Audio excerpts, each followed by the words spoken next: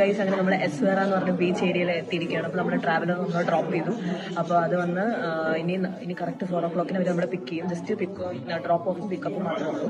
അപ്പോൾ നമ്മളിത് ഇവിടെ ശരിക്കും പറഞ്ഞാൽ ഫിഷിന് സീ ഫുഡിന് ഫേമസ് ആയിട്ടുള്ള ഒരു സ്ഥലമാണ്. അപ്പോൾ നമ്മൾ ഇത്രയും നേരം ലാമ്പും ചിക്കനും ബീഫൊക്കെ കഴിച്ചിട്ട് മടുത്തിട്ട് ഇപ്പോൾ ഫിഷ് ട്രൈ ചെയ്യാൻ വന്നിരിക്കണം.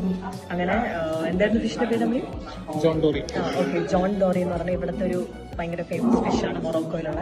നമുക്കപ്പോൾ ബോൺസ് ഇല്ലാത്ത പിന്നെ ഫിഷ് തന്നെ വേണം എന്ന് പറഞ്ഞതുകൊണ്ട് അത് പുള്ളി കൊണ്ടുവന്നിട്ടുണ്ട്. ആ ഫിഷും പിന്നെ റൈസ് പോർഷൻ, നമുക്ക് റൈസ് വിട്ട് കളിയില്ല. പിന്നെ നമുക്ക് നാട്ടിലെ പോലത്തെ കറി വേണം പറഞ്ഞപ്പോൾ ടൊമാറ്റോ ഒക്കെ ഇട്ടിട്ട് എന്തോ ഒരു കറി കൊണ്ടുവന്നിട്ടുണ്ട്.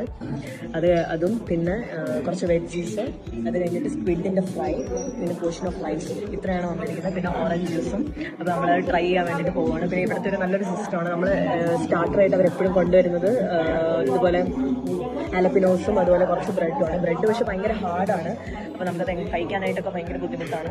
പക്ഷേ ആലപ്പിനോസ് നല്ല ടേസ്റ്റാണ്. ഇപ്പോൾ നമുക്ക് സ്റ്റാർട്ടറായിട്ടൊക്കെ കഴിക്കുമ്പോൾ നല്ല ഉന്മേഷം വരും. നമ്മൾ ഉറക്കം നോക്കി ഇരിക്കുകയാണെങ്കിൽ നല്ലൊരു റിഫ്രഷിംഗ് ആണ്.